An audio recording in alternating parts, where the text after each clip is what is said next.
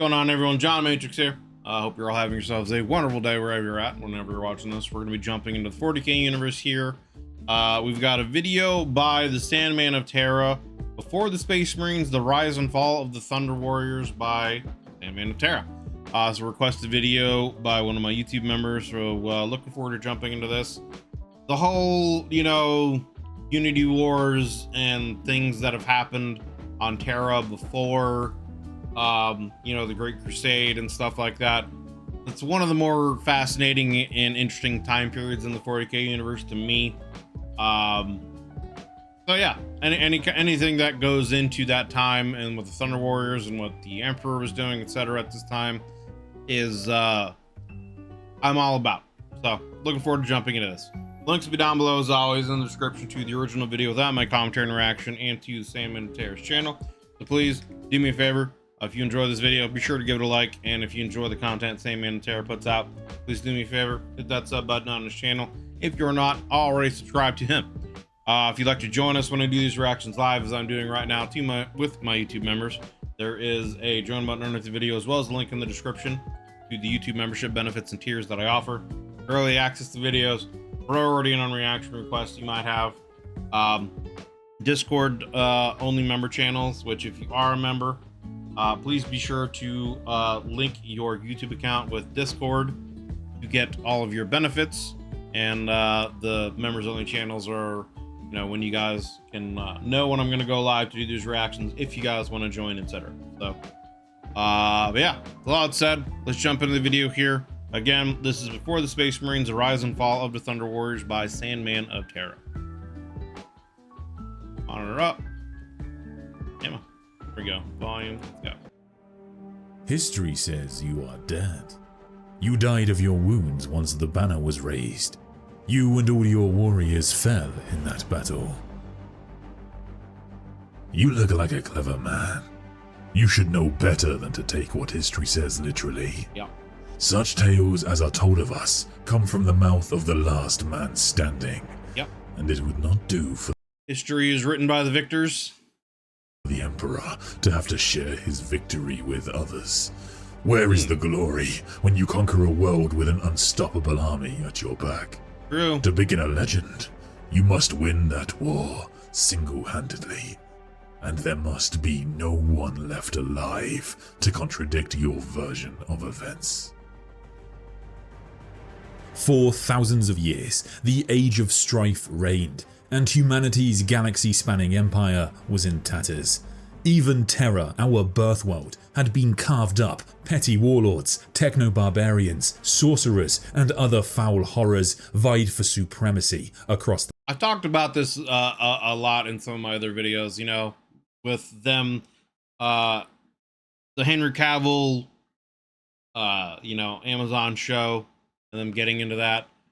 I still think it would be a good, because they've said they're going to do a cinematic universe. I still think it would be a good idea if they did a series during the Unification Wars. It doesn't even necessarily need to be like the Emperor's the main character, although that would be interesting, right? So we could get more actual detail about the Emperor. But I mean, they could have it from, various Thunder Warriors perspective, Malcador's perspective, et cetera, about the goings on during the Unification Wars and a lot of those things that happened during that time. I think it would be fascinating and just more lore and universe world building that they could do that is exclusive to a cinematic setting, right? They haven't really, to my understanding and knowledge, like super gone deep into that time period in the books. Maybe they will in the future, who knows. But yeah, anyway, let's go. The planet. Horrific wars were fought, sometimes with armies of genetically modified super warriors, or with weapons so devastating the last of our oceans boiled away. Billions suffered until he rose to power, the Emperor of mankind. At first, they thought he was just another ambitious warlord claiming dominion over our race. Little did they But know. it wasn't too long before it became very clear no others would prove a match for him or his armies. In the Unification Wars, not only did we see the beginnings of what would become the Imperial Army, but the Emperor began deploying his genetically modified forces. Foremost amongst the Emperor of Mankind's transhuman warriors were the Custodian Guard, a peerless warrior brotherhood. They were epic guardians, generals, and war leaders. However, it was really his vast armies arguably of his thunder greatest warriors, creation, the Legio Cartiges, that won him the Earth. They were his primary shock troops, designed for aggressive warfare, spearheading assaults, and conquering enemy strongholds. Unity was inevitable. Tyrants would be crushed or brought to heel, alloyed under one banner. Order was finally brought to this chaotic world, as the Emperor sought nothing less than the preeminence of mankind. And so the nascent Imperium was born. A new era had begun. Yeah, there we go. Good video. Video's done. That's all you need to know. The Unification Wars happened. He made the Thunder Warriors and the Custodians. They conquered everything. There it is. As Old Night faded and the warp storms that had estranged terror from the distant tribes of humanity abated, the Emperor looked outwards to the stars themselves. The Great Crusade to unify all of mankind beckoned. New armies had to be raised. The era of the indomitable Space Marine legions was beginning. Even with these new warriors, however, the Emperor maintained that his custodians would always be necessary. Each one of the 10,000 represents genetic lore acquired over many lifetimes. Each one of you is unique, a work of art never to be repeated. I am miserly with your lives when I spend so many others without a thought. I would not order the 10,000 into the fire if there was another way. But the Thunder Warriors were not quite so lucky. The Space Marines could excel in areas where they couldn't, and the time of the Legio Cartiges. It's also kind of an interesting thought, right? Like, he made the Custodians and he feels like there will always be a need for them. But not necessarily for the Primarchs and the Astartes, right? So it's almost like he said, you know, in that quote there, each one of the Custodians is a work of art to never be repeated. Yet, you know, the Primarchs are, you know, basically like literally his children, his progeny that also have been empowered by warp essence. But he still kind of sees them as tools. I don't know. It's an interesting thought, right? You know, like, does that give more credence to the idea that once the Emperor's goals would be accomplished, that he would remove the Primarchs and the Astartes, but keep the Custodians? You know, who knows? Was over. The people of the Imperium were told that the Thunder Warriors were all wiped out in one final battle, the battle for Mount Ararat in the kingdom of Urartu. Children across Terra are told of the legendary Arik Tyrannis, who raised the banner of lightning at the Declaration of Unity. Many boys across Terra to this day are named Arik in honor of this legendary and long-dead hero. But what if I told you that the story of Mount Ararat, like so many of the Emperor's stories, was a lie? Arik Tyrannis yet lives. He might be the last of the Thunder Warriors, or he might just be their salvation. The more you read about Warhammer 40K, the more you realize just how many lies the Imperium tells. But you know what isn't a lie? Just how great today's sponsor is, Warhammer 40,000 Tacticus. If you don't know Tacticus, it's a fast-paced strategy game in... I'm going to skip ahead past his sponsor here, but obviously if you want to support the man, check out his sponsors, check out any kind of Patreon links he might have, etc. Show the man some love if you enjoy his content and want to take your support even further. Be pivotal. Not only was their far finer soldier discarded, their armor was determined, so on the screen or the links below. There we go. Even then, Sagittarius had known what fate these soldiers of Unity would face. Their place was here, and their time was now. They would be the conquerors of Terra, and then they would be discarded. Their armor was destined to stand in rows within the Emperor's private chambers and various war museums across Terra, and their deeds would be recorded throughout Imperial archives. But far finer soldiers would be required to take the Emperor's war into the stars. Sagittarius, fallen yet not allowed to die, would be one of the many to spill Thunder Warrior blood. But not yet, not today, not on the morning of Mulan Sen. This day? A kingdom of witches, Mulan Sen was ruled by the self-proclaimed Priest King, who had succumbed to the corrupting influence of chaos. Though it was not the first kingdom the Emperor, then known as Imperator, conquered, it proved to be pivotal. Not only was their technology about equal to that of the Emperor's, the campaign was in many ways a trial for the Thunder Warriors. The entire 4th Legion, the Iron Lords, was deployed, led by their Primarch Ushatan. The Emperor sought to determine if they could be as devastating in large-scale warfare as they had been in smaller skirmishes. However, from the scant records available, it appears that it was at Mulan Sen that the Emperor's custodians first witnessed the genetic flaws inherent to the Legio Categis. They were volatile, and their savagery was wanton. Not all within Mulan Sen were corrupted by chaos.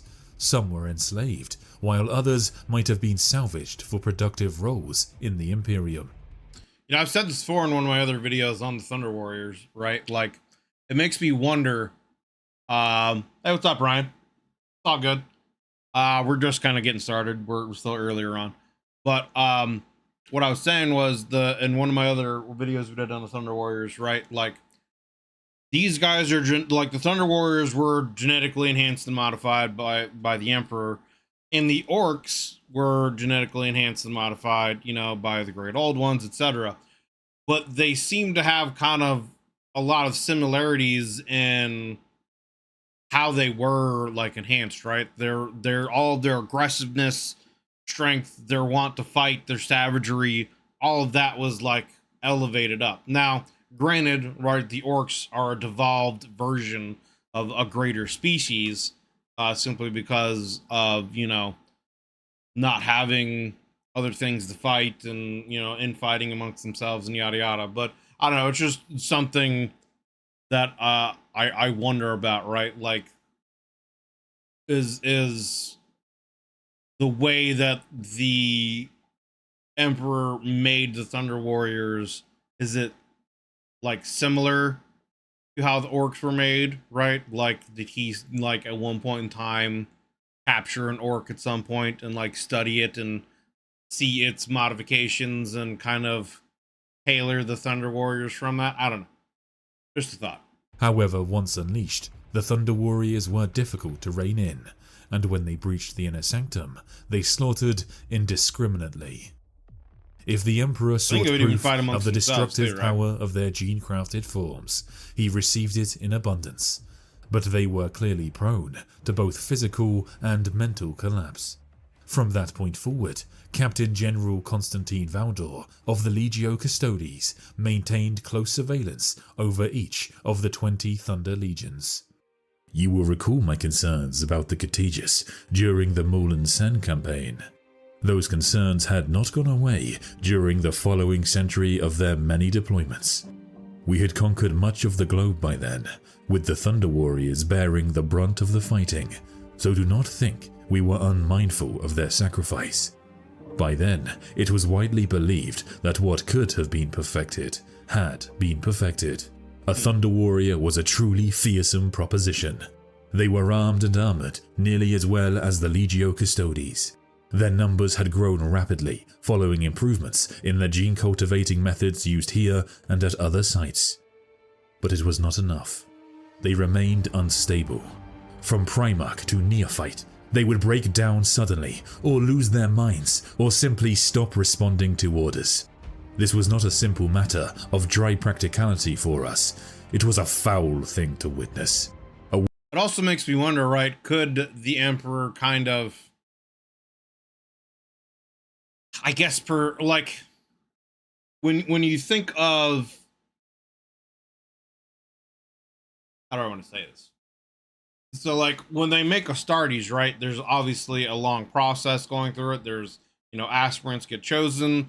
Only like, what is it, 1 in 1,000 or something like that make it through everything, the training and all the implants and mutations, etc., etc. So like, was there a similar process like that with the Thunder Warriors, or was it just like a willy-nilly injection and that's where a lot of the flaws comes? You know what I mean? Like, I don't know, like what the process was to make a Thunder Warrior in comparison, but like, it makes me wonder, right? Could that process have been perfected more so that they could actually have more like average people survive the transformation to become better warriors? Or could they even like have like degrees of enhancement, right? Like, you have your average human, that's, your average guardsman, that's like baseline. And then they could have some other kind of genetically modified humans that, they're not quite Astartes level, but they're easier to make and they have more, um, their strength, they're stronger, they have more stamina, they're better at and high, they're better at everything than what a normal guardsman would be, but they're not necessarily at Astartes level, but they can be kind of like mass produced kind of thing. And then, you like make grades, like I wonder if that was, something at one point that they could do, or if it's just the fact that there's so many like flaws and things that can come up that the process had to be refined the way that it is, right? And also, it makes me wonder how much of the flaws were related to like chaos, corruption, etc. as well in like the process of creating them.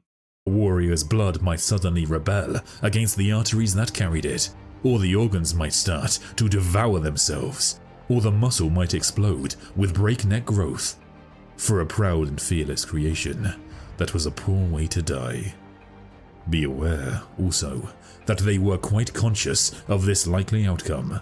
It did predictable things to their psychology. Knowing that they were limited by time and circumstance, their attitude to risk became ever more cavalier. True, yeah. They were hard to govern from the start, but as the Imperium began to reach its secure zenith, they risked becoming an empire within an empire. And makes sense, right? Like, if like the enhancement you have are going to limit your lifespan, you probably would be a little more reckless with your life for what you have to live. on with the old reckless dangers of the past writ large. It is often speculated that the Emperor created the Thunder Legions to fail, or that he simply did not care enough to preserve them. Many believe that they were nothing more than a temporary measure forged for the sole purpose of conquering old Earth. They were just However, a tool, or I am not convinced. They were like an alpha form of Astartes or a beta form, or like they were a test to see, what they could do and how they could perform and what the flaws were so we could correct them. It is that simple. One of the most interesting revelations from Valdor in this novel is that he, Malkador, the Emperor, and even Astarte would debate sometimes on how the Thunder Warriors could be saved. This means it's not entirely clear that the Emperor created the Thunder Warriors to be destroyed. It is certain. Like, is it a situation where it wasn't clear, or was it a situation where like the Emperor had always planned to destroy the Thunder Warriors, but he didn't want to let everyone else know that, to not seem like such a tyrant, I guess? You know what I mean? Right? Because then, like, how would like Valdor or any of the other Custodes feel knowing that like these things were just a tool to be thrown away, and they were kind of created, they could have been them too, like they were created, are they just tools as well? Like, would that put any kind of seeds of doubt in their mind, or etc.? I don't know. Certainly possible, or even likely in my opinion, that the Master of Mankind hoped they would rediscover some lost technology, allowing him to save the Thunder Legions. But what I mean, it would, from like a standpoint of just numbers and the fact that they seem to be so pressed for time with what they want to do with the Great Crusade, right? That like it would obviously be beneficial to not just throw, you know, soldiers away when you could have them be of use out there conquering the galaxy for you, you know, instead of having to take the time to start over. So, from like a logistic standpoint, that would make sense that they would want to try to preserve, you know, many weapons and tools as they can. But at the same time, if they're just unstable and they can't be controlled and you don't know what they're going to do. Whatever his original intentions, the destiny of most Thunder Warriors was to perish before the Great Crusade could get properly underway. The final battle of the Unification Wars was the Battle of Mount Ararat. Aric Tyrannus was already a legend by this point, some folklore even describing him as taller than the Hollow Mountain. He was known as the Victor of Gudware, the Last Rider, the Butcher of Scandia, and the Throne Slayer, and by many other names. And at Ararat, he gained his last and best known title, the Lightning Bearer. It was he who raised the Emperor's banner at the Declaration of Unity, confirming total victory over Old Earth. After this point, however, things took a dark turn. We don't know the exact nature of the travesty that followed. One of the most widely debated aspects, for example, is the extent to which the Emperor's newly created Angels of Death, and in particular the First Legion, the legion that would later become known as the Dark Angels, were involved. Tales and theories beyond count surround the Thunder Warriors and their sudden disappearance from the Imperium's history, most being fabrications or sophistry of the worst kind, though a few warrant further regard.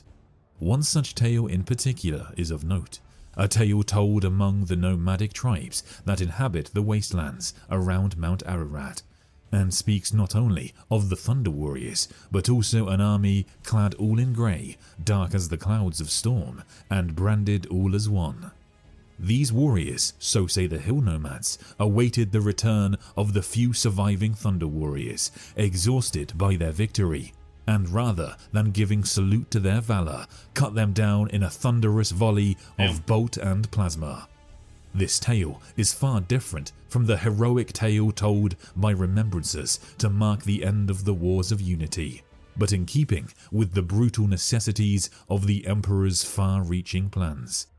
It is possible that the warriors branded all as one could be the First Legion, who...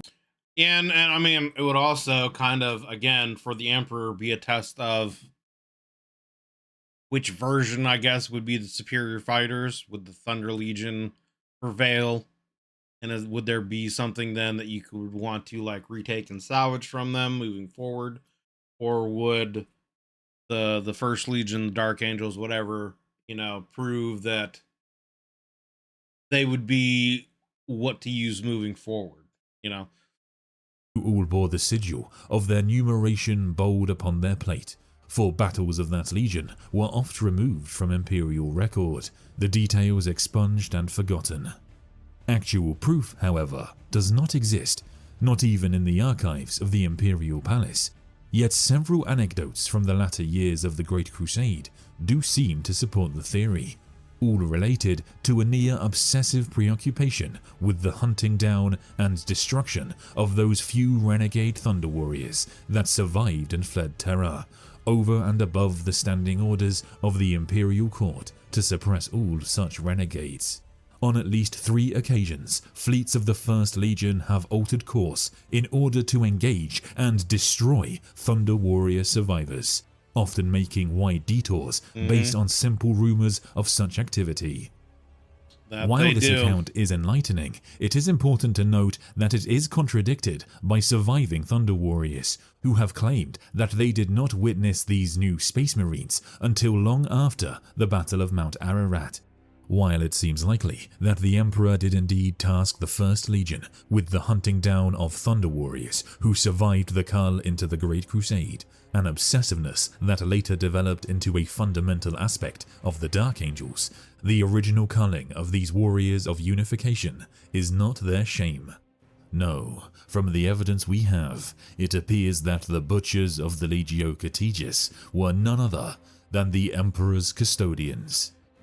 And I mean, to me, that would make more sense, right? Because the Custodes, I mean, they're already like even beyond anything that the Thunder Warriors would be capable of dealing with, you know?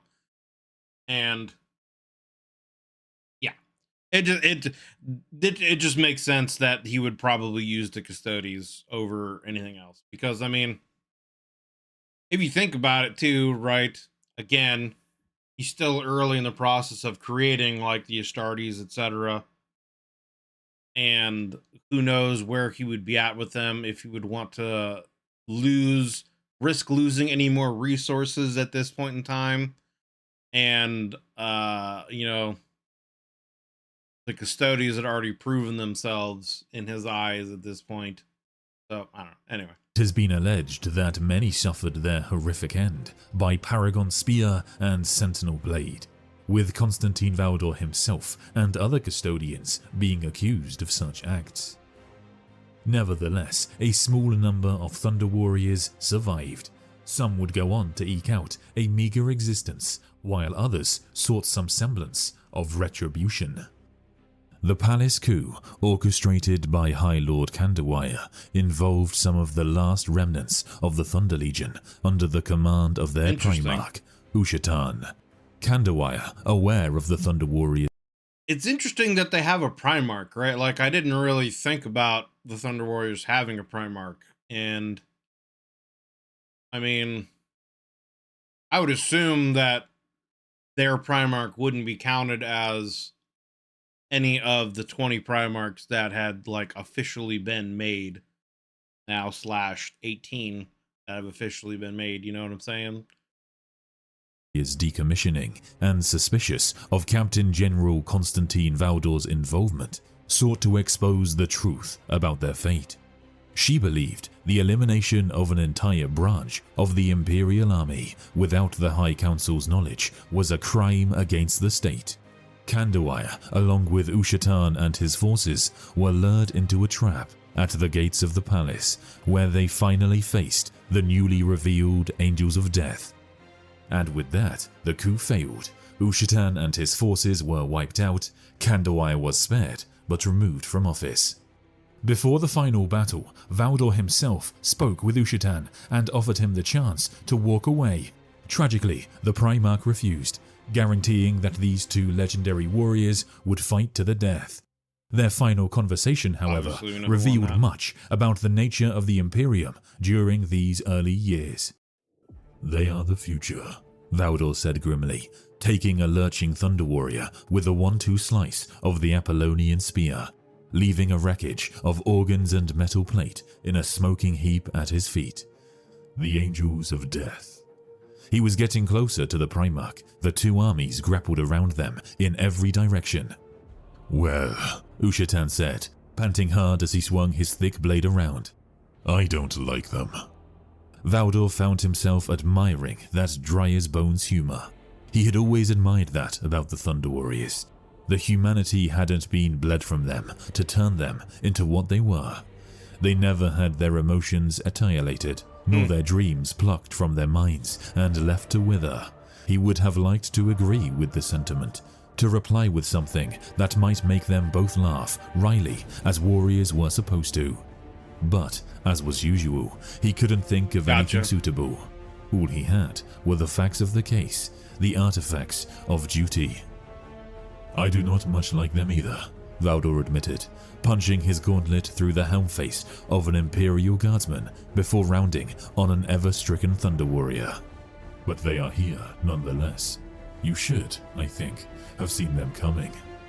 "Ha!" Ushatan snorted, driving his blade through a second angel and flinging its twitching body aside. "We always knew something was up. He never made us stupid. Or maybe he did. Stupid to have gone along with it for so long.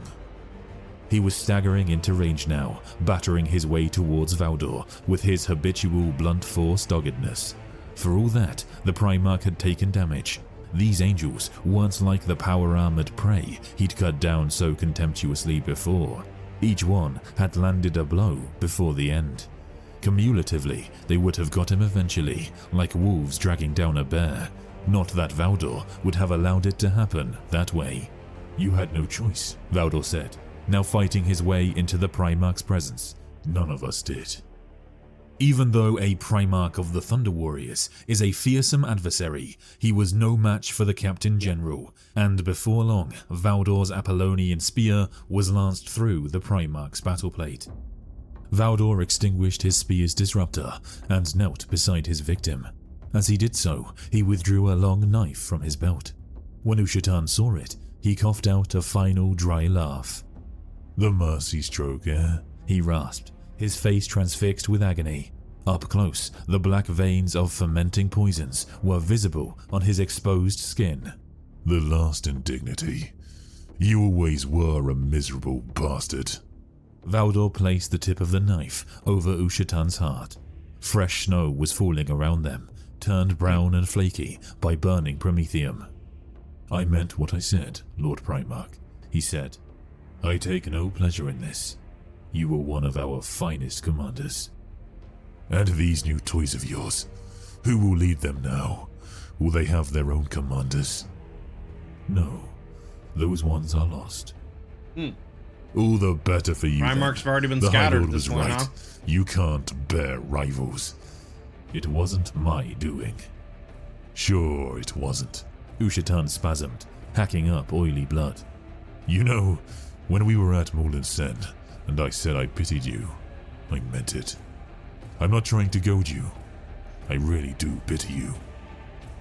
Valdor remained motionless for a moment, his hand on the grip of the knife. "I lived, Captain General. It was short, and it was painful, but by the 9 hells, I lived. I'd rather have it that way than yours. No joy, no hate, no fear. Unbreakable without growth. Immortal without passion." As Ushatan highlights, Kind of has a point, right? Like, what's the point of living if you can't have the joys of life? You can't experience what life has to offer, the emotions and ups and downs, etc. what makes the Legio Custodes really unique is their mindset. On the one hand, they are superlative warriors and generals, but also philosophers and academics. This duality is fascinating, yet it seems at odds with their primary role as guardians. Furthermore, in the novels, the custodians are more than just representatives of the Emperor. They might literally be his voice. Some have even referred to the gene science. Yeah, I mean, it's like they said, like every custodian is literally a work of art that is, each one is unique, crafted in their own like unique way. So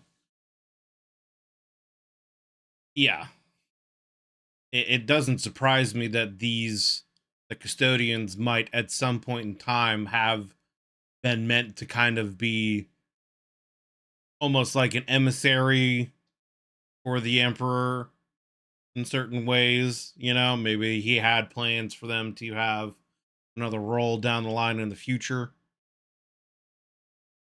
Sires of the Space Marine. I mean, that would make sense why he would want them to be philosophers and, you know, be more cultured and learned, I guess, compared to Thunder Warriors and or Astartes that are basically just tools, weapons, etc. As their sons. They do this because the Emperor's voice resonates within their mind, and for many, it is the only inner voice they have ever known.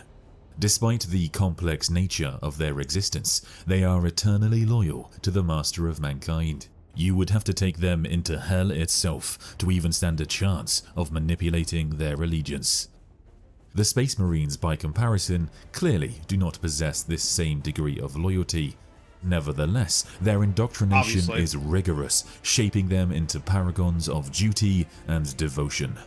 The Thunder Warriors, however, present a stark contrast. Their creation remains shrouded in mystery, but as Ushatan suggests, they may have... It almost is kind of like the Thunder Warriors, like, didn't have their humanity stripped from them, and it was only kind of enhanced, I guess, if you want to look at it that way, right? Like, I feel like through a lot of the training, like, it's in the first Horus Heresy book, right? Like, they talk about how, like, they basically, Loken talked about how they don't really know fear, right? Like, literally, fear has been taken away from them. And that's obviously a major emotion for us as humans. So it's like, could they even be considered humans? But I mean, that gets into a whole, like, other tangent and, you know, thought.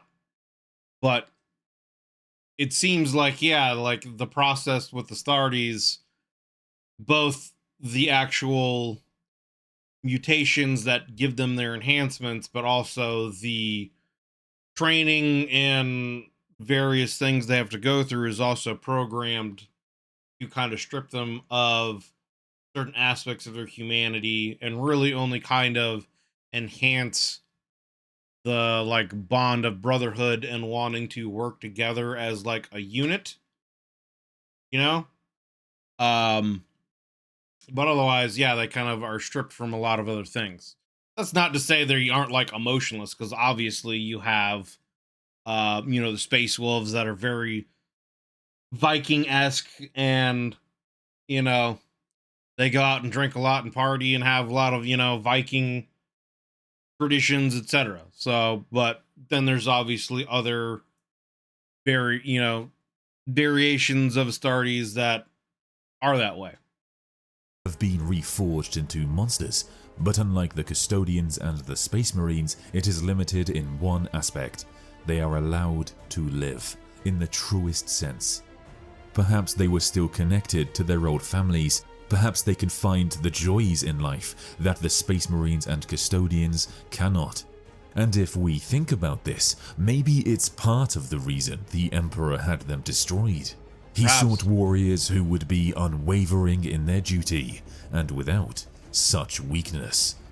Yeah, I mean, because again, like I was just saying earlier, like one of the biggest things that seems to be prominent with the Astartes is kind of like their bond of brotherhood, but they don't really seem to have connections to their original families and any kind of life they might have had before being, you know, indoctrinated or whatever you want to say to becoming a space marine. So that obviously is part of it as well. The Space Marines had arrived. They were to be more stable, more enduring, more flexible, and more disciplined. They were to be created in greater numbers, manufactured in batches, just like the standardized weapons that were by then pouring off Imperial production lines. Most importantly of all, they would be permanent. You'll likely have picked up upon Ushatan being called a Primarch. Right. Indeed, the title of Primarch was used by the Thunder Warriors before even the creation of the Emperor's sons. Their commander? I'm not sure why you ask. Initially, the fighting divisions had been envisaged as somewhat smaller than they eventually became, and thus the ranks were organized on orthodox regimental lines.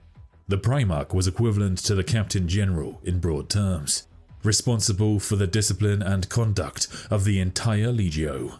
He was not physically different to any of his troops, but had distinguished himself in combat and leadership, and was appointed directly by the Emperor. His equipment was given particular attention, but you must remember that we were innovating all the time. Technologies were being rediscovered or recreated every year. Some troops were marching to war in fine armor, others were in generation-old fatigues. The Primarchs and their command groups, naturally, were given the best of what we had. There were 20 of them in conception, one for each planned legio. Interesting. Although by that stage, not all had been given the title. It's interesting that there were 20 Primarchs of the Thunder Warriors, and there's obviously 20 Primarchs of the Astartes. I guess technically 21 if you count the, Alfarius Omegon situation. The Primarch of the Fourth was Ushatan. He was a superlative warrior and a fine general. In most respects, I admired him very much. Of the 20 Thunder Legion Primarchs, only Ushatan of the 4th Legion has been named. Nevertheless, I can't help but wonder whether Aric Tyrannus also held this title. The Lightning Bearer was one of their most famous commanders, and he goes by the title Subedar in the story The Outcast Dead. This is a title from ancient Terra, but the reverence with which it is spoken by the Thunder Warrior Gota certainly suggests a great degree of subservience. Gota even says his life belongs to his Subedar, and he offers it up willingly when he fails.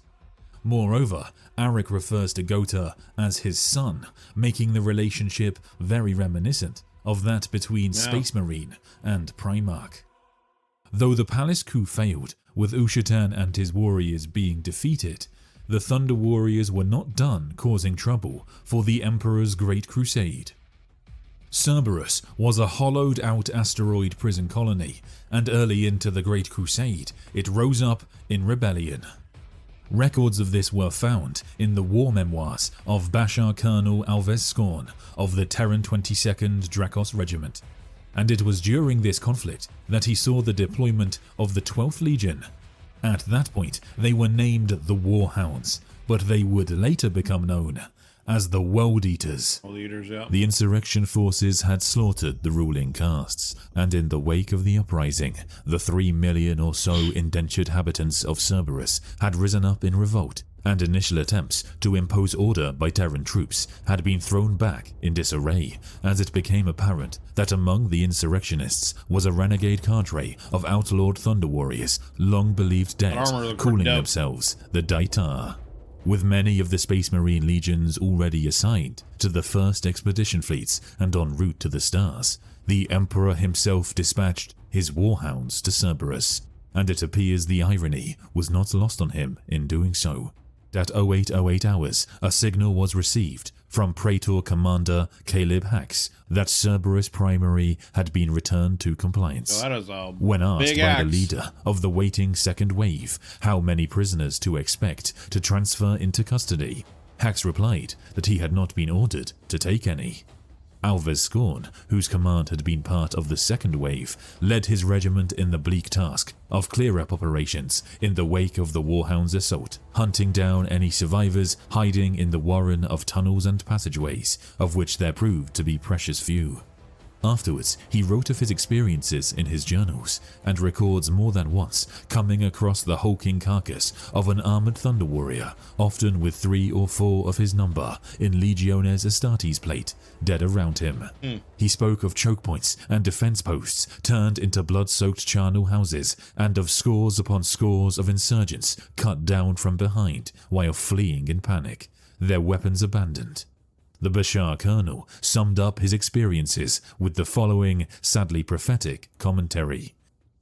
I do not doubt my Emperor's wisdom in creating a necessary evil as these fearsome warriors, nor do I doubt their effectiveness in battle. It remains my fervent hope, however, that I spend my life making war for the liberation of mankind, that I never again see such inhuman butchery as I have witnessed in the halls of Cerberus. The idea that the Thunder Warriors were such monstrous beings on the battlefield that even the 12th Legion regarded them with horror is truly a terrifying prospect. Well, and again, like, as I said earlier, I wonder how much of that was, like, some of them also falling to chaos, too, right?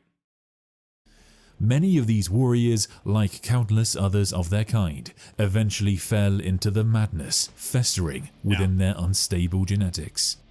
Yet Aric Tyrannus defied this fate. Alongside his lieutenant Gota, he not only survived the infamous culling after the Battle of Mount Ararat, but he remained upon Terra and carved out a brutal life for them both. After the Unification Wars, Tyrannus took on the name Babu Dakar.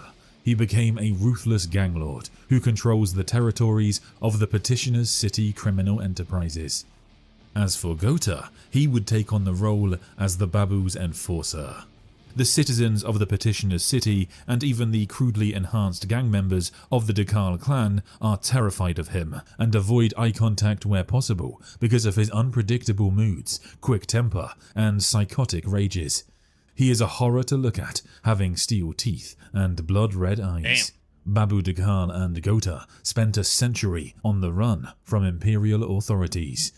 During this time, Tyrannus was dedicated to understanding the That's gotta be rough, right? Like, you're stuck on Terra. Like, literally everywhere around you is essentially enemy territory, and you're just on the run for over a century. That obviously also tells you how resourceful they are to be able to hide. But at the same time, right, like, how much red tape would get in the way with the Imperium actually, like, truly spending resources to hunt them down. It's just two guys, you know what I mean? And they could just be looked at as like gangs, etc. And they've got, the Imperium has much bigger things to deal with, you know? So, genetic flaw within the Thunder Warriors. Babu Dakal sought a way to prolong his life, and eventually he theorized that by harvesting the gene seed from the Legiones Astartes, he could save himself and his kin. Unfortunately for Dakal, the soldiers within the Emperor's new legions were not easy prey, nor did they often wander through the petitioner's city in small numbers. The clan lord's fortune would change, however, during the Horus Heresy. The Outcast Dead were a group of renegade space marines hailing from traitor legions who had been based upon Terra at the outbreak of the heresy as part of the Crusader host, an honor guard composed of warriors from all 18 legions. When news of Horus's betrayal reaches humanity's birthworld, their loyalty is naturally in doubt. They are imprisoned by the Custodian Guard. However, the group eventually manages to escape. Now fugitives from imperial authorities, they quickly find themselves in the territory of Babu Dakal. Before long, the gang lord learns of this turn of events and realizes he may finally be able to complete his plans. Gota, said Babu Dakal with undisguised hunger, find these warriors and bring them to me. It shall be done, said Gota, hammering a fist to his chest. And Gota, yes, my Subedar. I want them alive. The gene seed is no use to me. a little bit of Palpatine in the Subadai's voice there, you know? Let's listen to that again. A little bit of Palpatine in there. It shall be done, said Gota, hammering a fist to his chest. And Gota, yes, my Subedar. I want them alive. I want them alive. The gene seed is no use to me.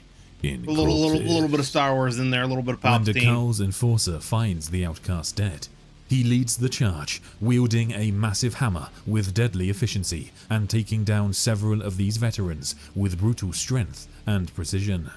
His strikes crush bones and bodies alike, and his resilience is extraordinary, enduring even the precise blade strike of an Emperor's Children legionary without faltering. Gota's battle-hardened instincts allow him to evade a killing plasma shot, and even survive a searing psychic attack. Ironically, the Marines believe Gota to be just a poor copy of them, his true nature hidden. Underestimating him. Ultimately, however, his side is overwhelmed by the Outcast dead. He assesses the change in battle and retreats, leaving as even the World Eaters watch on with a sense of respect and anger. Even still, he has failed in his mission and must return to his Subedar in defeat. Cold mist gathered around the many benches bearing laboratory equipment, and the hum of generators could be heard beyond the insulated walls of the low-ceilinged chamber. Banks of equipment that would not look out of place in the halls of a Martian geneticist whirred as centrifuges spun clinking vials of raw materials, incubators nursed gestating zygotes, and vats of nutrient-rich liquid fostered the growth of complex enzymes and proteins. That such a well-equipped laboratory existed on Terra was not surprising, but that it was to be found in the heart of the petitioner's city was nothing short of miraculous. It was akin to finding a fully functioning starship buried in the ruins of Earth's prehistory. Babu Dakal tended a silver incubation cylinder in which a chemical soup of elements bubbled with life. The clanlord's armor had dulled with condensation, and the dying flesh of his face was limned with hoarfrost. He no longer felt the cold, as he no longer felt pain or heat or pleasure. One by one, the joys that made existence such a gift were dying, just as he was dying. Dakal's former master had wrought him to be faster, stronger, and more powerful than any of the feral barbarian gene-sept warriors that claimed fealty over humanity's birthrock, a soldier to drag their world back from the anarchy into which it had fallen. Those had been golden days when the Eagle and Lightning Banner had marched before unstoppable armies of Thunder Warriors. Battles had lasted weeks on end, with body counts in the millions and duels of titanic warlords that sundered mountains and split continents. Those victories were now dismissed as lurid hyperbole, and historians now refused to believe that such clashes of arms could possibly have been fought. Why their worthless hides were not flogged for this dull... It's interesting how even, you know, I mean, it makes sense, right? Like, after how many hundreds or even thousands of years, myths and legends become just that, and people wonder if, you know, these things are even real. Did they even happen? Or are they just tale stories? Witted blindness was beyond him, but in his heart of hearts he knew that this dreary new age could not sustain such legends without scoffing at the sturm and drang of those heavy, bloody days. Dakal remembered toppling the Azurite Tower with his bare hands and wondered what the scuttling little remembrances that documented this shining bauble of an Imperium would make of the tales he might tell. The machine before him chimed, and Babu Dakal turned from reveries of his glory days to the task at hand. The upper half of the cylinder hissed open, revealing a gauzy mesh cushion upon hyper-oxygenated blood, but patches of necrotic black veined the organ like a diseased lung. "Not another one," whispered Babu Dakal. Like, is this... Did they find some kind of like genetic manipulation vat or whatever, and like he's having to take like gene seeds from Astartes to prolong his life? Because I think they mentioned that earlier, right? Like that's what he was doing, and is this now them talking about this? Or yeah, that's what I thought. I just wanted to make sure, because he's like going on about a lot of different things here. I just wanted to be sure that this is what was happening, because it sounds like he's like dying, you know what I mean? So like, I was just wondering if I'm mistaken as to what I thought was going on. His hands balled into fists. "I am trying to correct what cannot be corrected." He closed the incubation cylinder gently, taking deep breaths to calm the rising fury within his chest. He supposed he should be used to such failures, but he was not a man to whom such acceptance came easy. Would he have fought through 5 battle legions of grinders had he been such a man? Could he have cast down the hammer halo of the Iron Tsar had he been a man to accept failure? He gripped the edge of the bench in his thick hands, buckling the metal with his furious disappointment. Babu Dakal wanted to sweep the equipment from the benches and vent his towering fury on the laboratory that had defied him for so long, and only with the greatest effort did he manage to restrain himself. Like everything else in his body, impulse control was eroding, and he was ahead.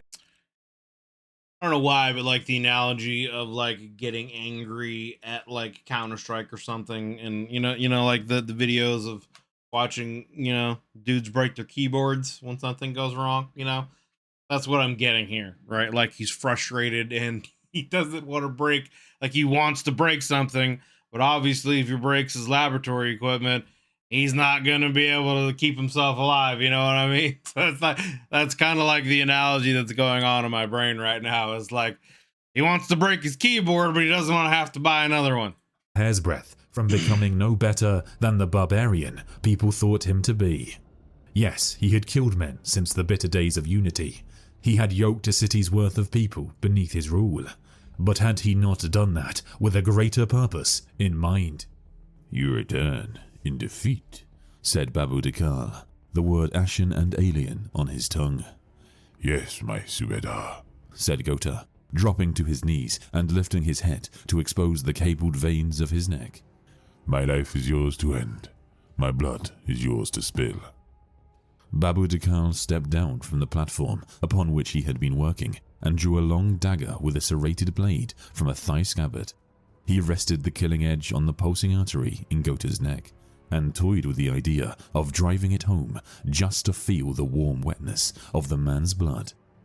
Back in the day, I would have taken your head without a thought. And I would have welcomed it. Babu Dekal sheathed his dagger and said, This is a new age, Gota, and there are few of us left alive. Yeah, I was gonna say, you really can't, like, afford to take out your number one guy here in this situation, right? Like, don't really have a whole lot of resources. You don't want to lose this one. To continue the old ways. For now, I have need of your heart remaining within your chest. Gota stood and pulled his fist upon his chest, a salute that had now fallen out of favor, but which still held meaning for warriors born in a forgotten time. Subedar, said Gota, command me. The men you took with you, all dead. Right. No matter, replied Babu Dekal. They were but failed experiments. Tell me of these space marines. What are they like? Gota sneered and squared his shoulders, though he had no right to do so. They are not our equal, but they are warriors fit to bear the eagle. And so they should be, said Babu Dekal. They stand on our shoulders to achieve greatness. Without us, they would not exist. They are but pale shadows of what we were, said Gota. No, they are the next step in the evolution of the super warrior. It is we who are pale shadows of what they are. Yes, we are stronger and hardier than them, but our genetic legacy was never meant to last. Old night may be over, but for us, a new night is falling. We were not built to live beyond Unity. Did you know that? No, my Subedar. Our genes were always flawed, but I cannot decide whether that was deliberate or simply ignorance. I hope for the latter, but I suspect the former. This world's master is careless with his creations, and I wonder if his Primarchs know that when their task is done, they will be cast aside in favor of the mortals in whose name they fight. Like the angels of old, I fear they will not take the idea of such rejection well. That is something that I've always, brought up, right? Like, it's interesting.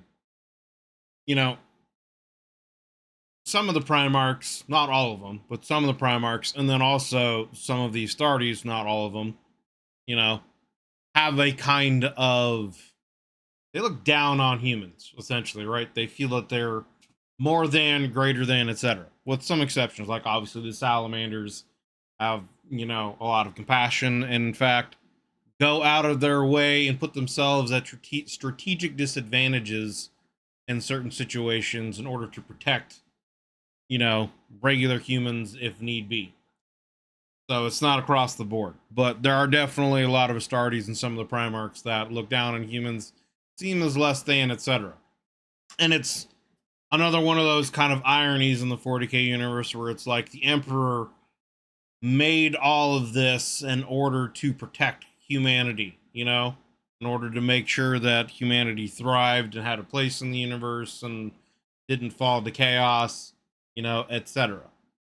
So, I mean, the fact that it is definitely a possibility that the Astartes and the Primarchs were just tools, I think it's definitely something to consider, and that once everything was done, that they might not have a use anymore.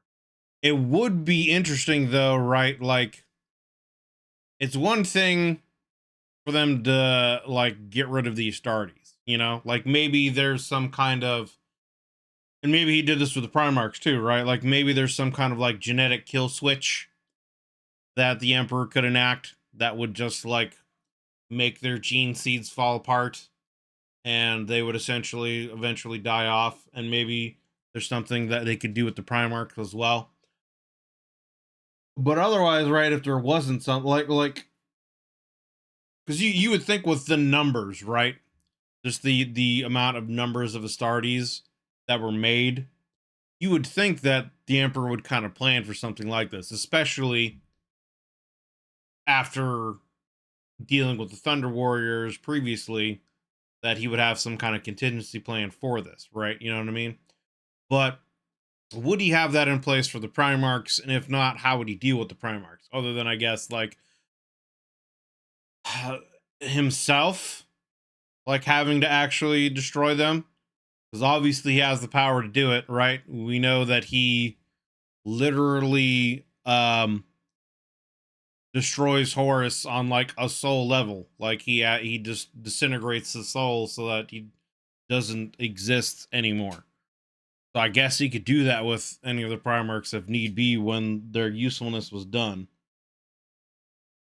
But yeah, it makes you think like, if that is the case, what would his end game be to destroy, you know, these Astartes and whatnot? Because like the custodians again would be able to be used and take out some of these Astartes, but that would be another like very long and bloody battle, and a lot of these Astartes could potentially again fall to chaos, etc. Um, the Primarchs could fall to chaos, which some of them did as well. So it's like, I don't know. If you were going to kill them, you would think you would have some kind of contingency plan to do that. You know what I mean? Asking Primarchs at her base, some dipshit governor. Yeah, no, I agree. And I mean, that also kind of goes to show like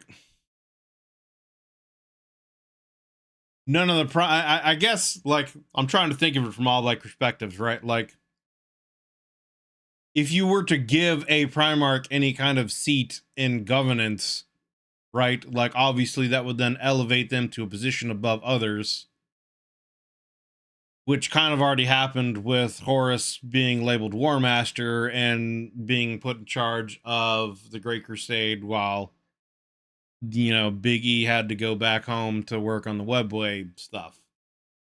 So like you would have like potentially a twofold situation, you know, where if you had, let's say he elevated Gilliman to be, you know, uh someone of political influence amongst the higher ups, nobility, etc., in government, and gave him a task to like represent the Primarchs and the Astartes in government while Horus was out, you know, leading the crusade, etc. Like, I don't know, that would just also cause other conflicts. But I mean, yeah, it like it would be difficult in the future of like, yeah, like the crusade's done, everything's done, peace has been achieved. Um, you know, you did your job for humanity, now what? You know, like you said, like having them kind of retire and being told what to do by human nobles isn't going to go well for a lot of them. You know what I mean? I don't believe he wanted to repeat the Thunder Warriors or predicted the heresy, but the traders certainly thought so. Well, and I mean, they were kind of like shown that in visions by the Chaos Gods, right? Like the Chaos Gods kind of like influenced their thoughts in that way. Yeah, I never should have put your Primarchs. Yeah, that was one of his biggest mistakes. Yeah, was like kind of destroying that unity that the Primarchs had, where they were all equals. But once he gave Horus that kind of title of War Master, right? Like it definitely, well, first of all, it obviously like really ate away at Horus because Horus didn't feel like he was worthy of that. That was kind of like one of Horus's flaws, right? He never thought that he would measured up to the Emperor, and never thought he was good enough, and was too afraid of making mistakes. And then obviously other Primarchs thought that they could have done a better job, And it's funny because, like, honestly, Sanguinius probably would have been the better pick, and a lot of Primarchs kind of agree with that. But he's also kind of the one Primarch that I think really didn't want the title, you know what I'm saying? Which obviously then kind of leads to, like, he probably should have been the one to get it, Biggie purging these starters and Primarchs were never part of those visions specifically. True, yeah. It wasn't. It was just him, betraying, being him essentially, like, ruling Earth and, becoming a tyrant, etc. True. True. Gota said nothing, the reference to ancient text lost on him. How many warriors did you face? Said Babu Dekal. 7, but 2 of them are now dead, my Subedar, said Gota. Only... I mean, that's pretty good. He fought 7, killed 5 of them. 5 remain. You killed those... Wait, what? Did he only kill 2? Babu Dekal. God damn it. 7, but 2 of them are now dead, my Subedar, said Gota. Only 5 remain. You killed those 2 yourself. One of them. Kind of a weird way of putting it, right? Only 7 remain. I fought 7, only 5 remain. That makes... I don't know. Wait, let me listen to that again. Maybe I'm just dumb. But 2 of them are now dead, my Subedar. Yeah, okay, so 2 of them are not dead, so that makes me think that, like, okay, he killed 5, right? Anyway. Said Gota. Only 5 remain. You killed those 2 yourself. One of them. The other was dying anyway. Then we must find them, Gota, said Babu Dekal, lifting a metal device from a nearby bench and affixing it to the upper face of his gauntlet. A whirring series of needles, blades, and surgical tools snapped from the mountains with a hiss of cryo-cooled air, and Babu Dekal smiled. We are dying every day, but with their genetic material, I may yet find a way to reverse the slow decay of our bodies. You understand the significance of this? I do, my Subedar, said Gota. Babu Dekal nodded and asked, where are these 5 warriors now? In the east, Gota said. I have been watching them. Word will be sent. Good, said Babu Dekal. We will do this ourselves, my Jamadar. You and I. We will rip the bleeding progenoids from their living flesh, and we will have that which the Emperor has denied us. Life, said Gota, savoring the feel of the word. The most peculiar aspect of Tyrannus' character, in my opinion, is his relationship with the Emperor. Not only did Tyrannus learn from the master of mankind the secrets of gene science, but even after the culling, Tyrannus seems to hold a distinct lack of bitterness towards his old master. This is also something that seems to be shared amongst other former members of the Thunder Legions. It's interesting then, right? Like, that would kind of lend more credence that the Emperor may have had more plans, or at least plans to salvage Thunder Warriors, right? Like, why would he teach them gene science, etc., and put any kind of effort into, like, working with them personally like that, only to, like, wipe them out if that was his plan to begin with? You know what I mean? In the story Dreams of Unity, we see former Thunder Warriors eking out an existence as gladiators in the underbelly of Terra during the Horus Heresy. A few onlookers noticed me and began to chant. I heard my name and felt the chill of hollow glory that came with it. Battle was glorious. Mount Ararat, when Aricturanis raised the lightning banner and declared unity, that was glorious. This was gutter glory. There was no honor in this. A key element of their survival hinged upon the deaths of their comrades. When one gladiator perishes, his organs are harvested, prolonging the lives of others. But even these horrific measures cannot halt the inevitable. The longer they lived, the greater the risk of succumbing to madness. Drifting, a term used to describe a Thunder Warrior's descent into vivid hallucinations and memories of past battles, further eroded their fragile existence. These literal dreams of unity transported them to the height of the Unification Wars, where echoes of long-forgotten conflicts bled into the present. Sensory triggers, such as the smell of smoke or the sight of blood, could ignite these episodes, leaving them confused and violent. By the end of the story, all 4 Thunder Warriors are dead. The last of their number, however, Darren Herrick, actually aided a custodian against a possessed Alpha Legionary who had infiltrated the underbelly of Terra. Herrick sustained fatal injuries during the fighting, but his last action was to fight alongside a member of the Legio Custodes, just as he had done during the Wars of Unity. In his final moments, he even requests an honored death from the custodian, who was willing to oblige. This part of the tale really stood out to me.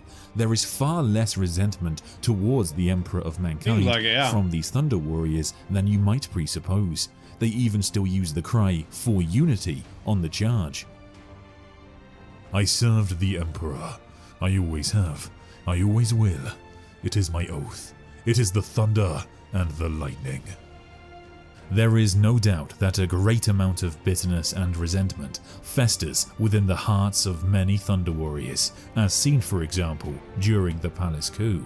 However, for these gladiator Thunder Warriors, and it seems Aricturanis, there is an unwavering devotion deep within their hearts towards the Master of Mankind, despite everything he put them through. The Thunderlord and Gota were not the only ones searching for the escaped prisoners.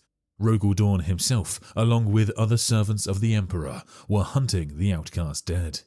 Fortunately for the soldiers of Unity, however, they found their quarry first. In the Temple of Woe, within the Petitioner's city, the Astartes looked upon the very warriors they were designed to replace. The warrior before him should not have been possible. His kind were all dead and gone, slain in the last battle of Unity. It was a measure of their heroic sacrifice that they all died to win the last and greatest victory for the Emperor. Yet here he was, towering and magnificent, terrible and shocking. The skin of his face was grey and dead, his eyes blood red, and his aura too bright to look upon. His presence had a gravity all of its own, demanding all attention and fear. "You are Babu Dekal," said Atharva, though the question was unnecessary. "Of course," said the Thunderlord, as though Babu Dekal and Gota projected some form of force field before them. Every man, woman, and child retreated to the back of the temple, huddled in the shadow of the faceless statue. Tagore bristled at his side, and he felt the spiking anger that threatened to boil over at any minute. Suba and Asuba followed their sergeant's lead, though their battle rage was nowhere near as volatile as Tagore's. "You killed a warrior of the Legiones Astartes," said Tagore. "I'll have your heart for that." Gota grinned and bared his teeth. "I beat you once. I can do it again, little pup." Babu Dekal raised a hand to forestall Tagore's anger. "I did not come here to fight you, Legiones Astartes," he said.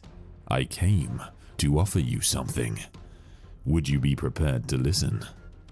The unexpectedness of the warrior's words took Atharva by surprise. He had not sensed any desire to parley in Babu Dekal. But then he could barely stand to turn his psychic senses upon him without fear of being overwhelmed. Interesting. "What is it you want?" he asked, in a voice to not betray his unease. "There are men beyond this building who wish to kill you," said Babu Dekal. "I know this.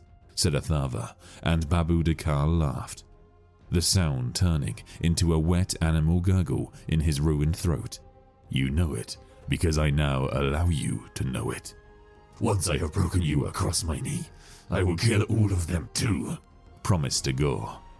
There are 100 at least. A custodian, a clade killer, and a man who carries something more deadly than anything any warrior here can face.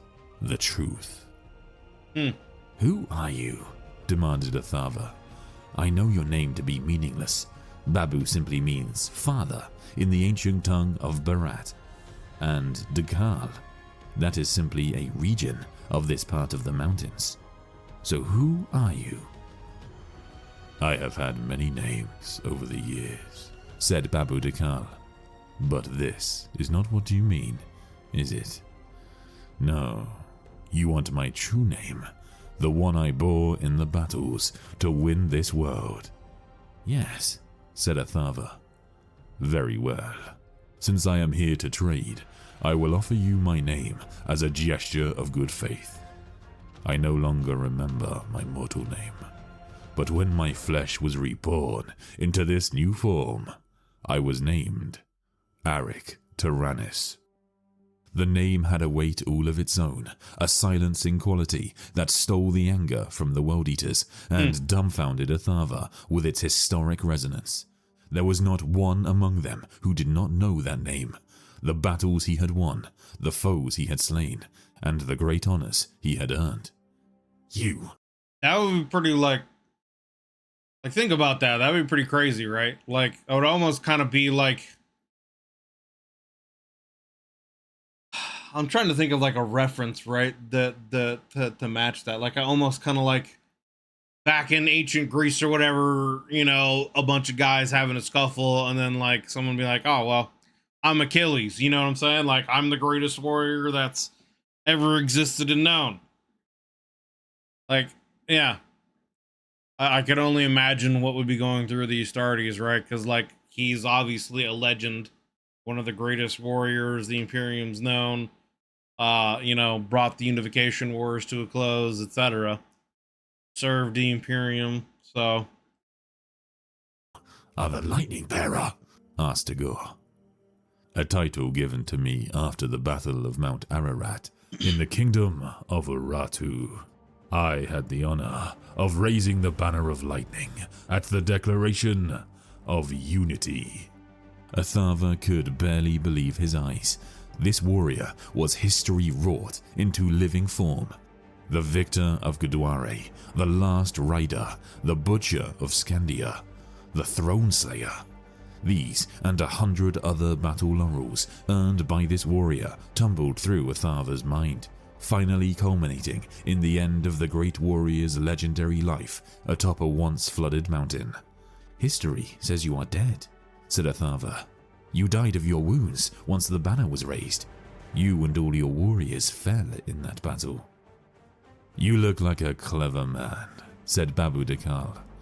You should know better than to take what history says literally. Such tales as are told of us come from the mouth of the last man standing, and it would not do for the Emperor to have to share his victory with others. Where is the glory when you conquer a world with an unstoppable army at your back? To begin a legend, you must win that war single-handedly, and there must be no one left alive to contradict your version of events. Are there others like you? Said Suba. Babu Dakal shrugged. Perhaps others escaped the Kull. Perhaps not. If they did, they are probably dead by now, victims of their own obsolescence. Our bodies were designed to win a world, not conquer a galaxy like yours. Athava listened to Babu Dakal's words, amazed at the lack of bitterness he heard. If what the warrior was saying was true, then he and all his kind had been cast aside by the Emperor in favor of the Legiones Astartes gene plate. Yet Babu Dakal appeared to bear his creator no ill will for this monstrous betrayal. Just business. So how is it that you are still alive? Asked Athava, now beginning to suspect what Babu Dakal might want from them. I am a clever man, said Babu Dekal. I learned what I could from my creator in the years of war, and I came to know much of his ancient science. Not enough to halt my deterioration, but enough to cling onto life long enough for fortune to smile upon me. Speak plainly, ordered Tagore. What is it you want? Babu Dekal raised his right arm, and Atharva saw a boxy device attached to the armored plates of his vambrace. It had none of the elegance of the devices employed by the Legion apothecaries, but it was unmistakably a reductor. Alongside the Narcithium, it was an essential piece of an apothecary's battle gear. The Narcithium healed the wound, but the reductor was for the dead. Right. Its one Pull the and gene only seed out of purpose him. was to extract a fallen Space Marine's gene seed. I want you to help me live, said Babu Dekal. It's at this point that the forces of the Imperium strike. Tyrannus and Gota leap into action, moving at a speed exceeding that of even the Space Marines. By the end of the battle, most of the outcast dead lie slain, but the Thunder Warriors are nowhere in sight. We see them one final time in the novel. The Silver Cylinder hummed as it drew near the end of its incubation period. A host of wires and tubes ran from the bank of protein vats, each one encased in temperature-controlled pipework that gurgled as it fed the nutrient-rich broth within. The laboratory was cold, and its lights were dim, as though the work being done here was somehow secretive and its results uncertain. Shielded and insulated cables connected the silver cylinder to 3 clear glass jars, each one containing a small, unremarkable-looking mass of soft, plum-colored tissue.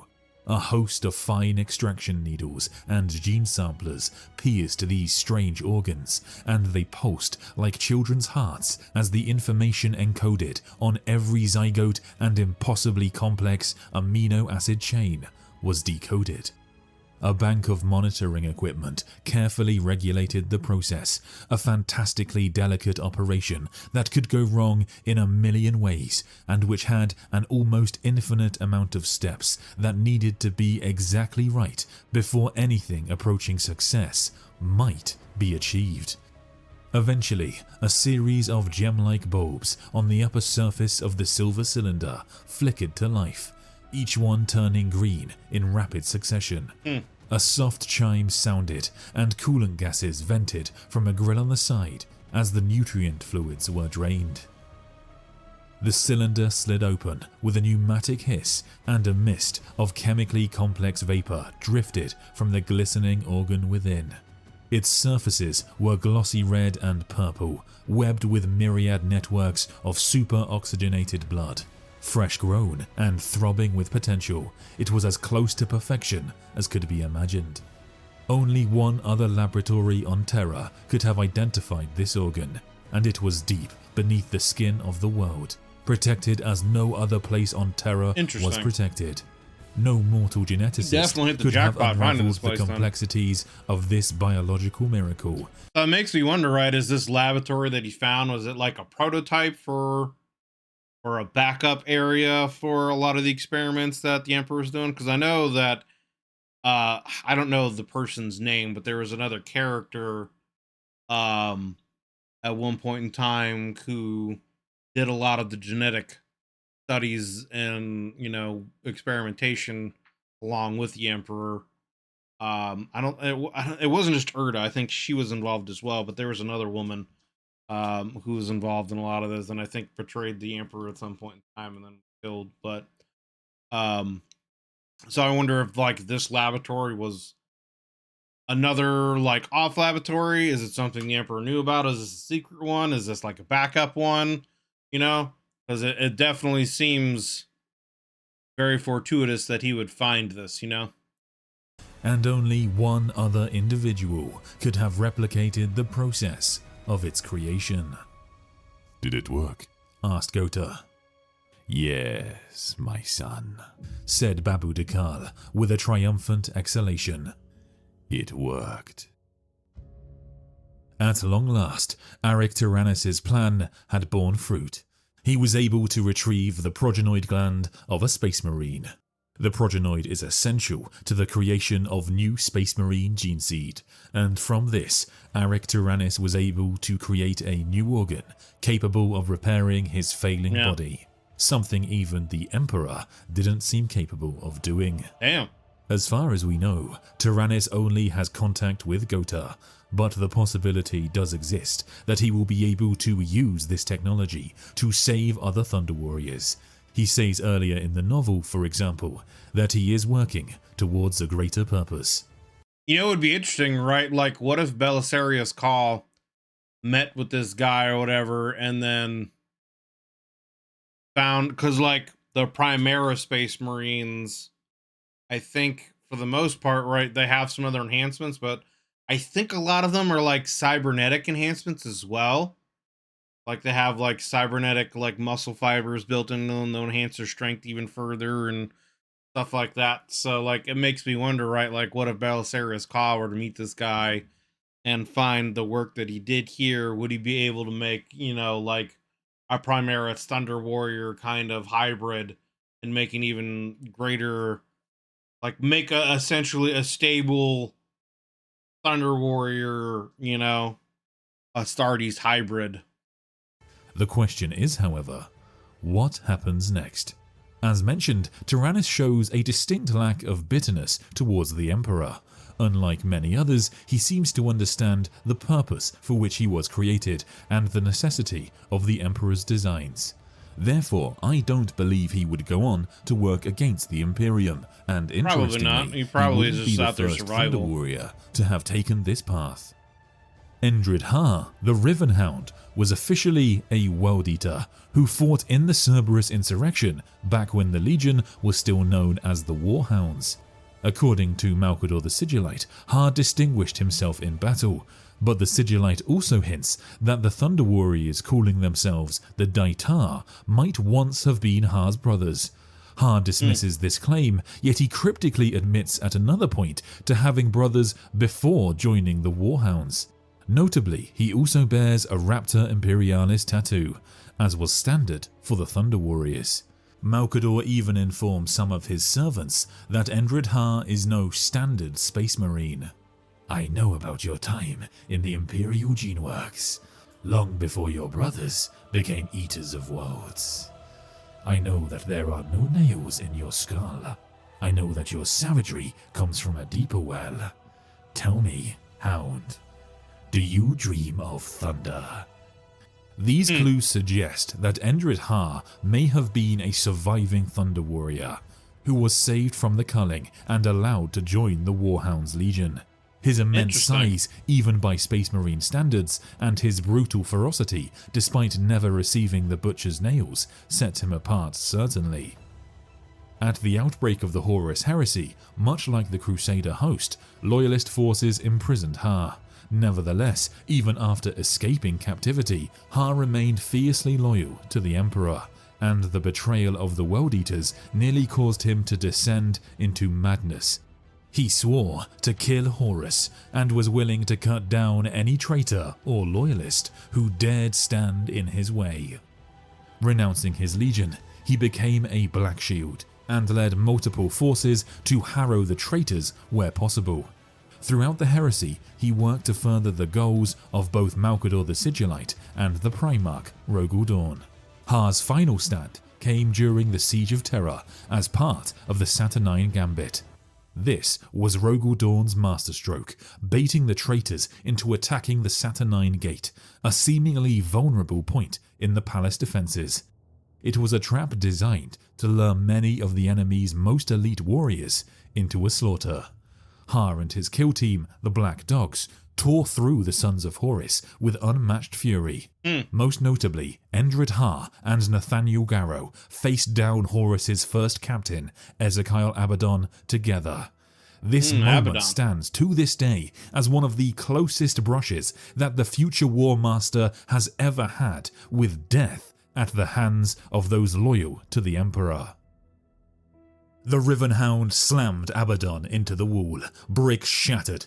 Abaddon felt bones break and organs rupture. Ha was size and brute strength. There was no skill to speak of, just beautiful fury, like one of Russ's pack dogs or Angron's thug Khan. A wall of strength that crushed everything before it. The Black Shield had him by the throat. Ha took 6 or 7 of Abaddon's kill thrusts in the belly and chest and refused to die. Just refused. His strength seemed to grow as the blood wept out of him. Ha's power fist. You gotta wonder what's going through Abaddon's mind then, right? Like literally the man takes 6 thrusts to the chest and he's just keeping on going, brother. Just beating his ass. Like a siege ram hammered at Abaddon's head until his helmet broke and deformed, and Abaddon's face was a mess of gore. One more like that, one more, and it's done. But Ha was dead weight, pinning him to the wall. Abaddon's blade had found Ha's throat and slid in, up into the brain and out through the back of the Rivenhound's head. Abaddon couldn't move. He could barely see. Endred Ha's dead mass was slumped against him, crushing him against the wall. Abaddon tried to get free. There wasn't time. Garrow was back on his feet. That sword of his, gleaming, Garrow raised it. This was it then. One downward slash from a sword, whose edge cut everything. This was it. Abaddon wanted it to never end. Ever. The end came anyway. Tragically for Nathaniel Garrow, and thereby the Imperium, First Captain Abaddon was teleported away, leaving Garrow behind to yell in frustration. Last second save. The ultimate fate of Arik Tyrannis and his lieutenant is shrouded in mystery. However, looking more closely at the lore, there are suggestions that he may have survived well into the 42nd millennium. The Thunderlord's scientific prowess and his determination to overcome their genetic flaws allowed him to clone a Space Marine progenoid gland, and this development opens up a world of possibilities. Given Constantine Valdor's respect for Ushatan during the birth of the Imperium, it's conceivable that Arik Tyrannis could have gone on to serve the former Captain General in exile. Valdor, often speculated to be the enigmatic King in Yellow, is known to have made extensive modifications to the Space Marine template. A mind as brilliant as Tyrannis would be an invaluable asset to such a figure. Another possibility lies within the War of the False Primarch in M33, one of the Imperium's darkest and most obscure chapters, largely purged from record. This war engulfed the Segmentum Pacificus in anarchy, prompting the High Lords of Terror to convene the Pentarchy of Blood. 5 chapters, the Red Talons, Death Eagles, Carcharodons, Flesh Eaters, and the Charnel Guard were tasked with eradicating 11 Adeptus Astartes chapters deemed traitoris perdita, ultimately laying waste to their homeworlds and ending the 8-decade-long conflict. With so little lore surrounding this period, it's easy to speculate that a large being such as Arik Tyrannis could have resurfaced under the guise of being the False Primarch, instigating this bloody upheaval. Beyond these 2 options, 40k lore has no shortage of opportunities where Arik Tyrannis... I wonder also, like, and I'm curious if he's going to say this or not, like, is it the captain of the Minotaurs? I forget his name. We did a video on him, but there is a Minotaur warrior who is like extremely like strong to the point where he even fought a Custodes, or not necessarily fought a Custodes, I don't think, but like went face like there was potential for him to fight a Custodes, and the Custodes actually was like worried about it. Kind of a situation. I don't think they actually fought, if I remember. I wonder if it's a situation where maybe, you know, he could become that character, right? Just another moniker. And he's serving the Imperium in that way. It would kind of make sense because the Minotaurs are kind of like mercenaries for the High Lords of the Imperium, you know? So, you know, it would be a good cover for a Thunder Warrior to kind of like just be going out and about, you know, acting as a mercenary, gives them something to do. So I don't know. That would be interesting if that turned out to be the case. and his lieutenant Gota could make an appearance.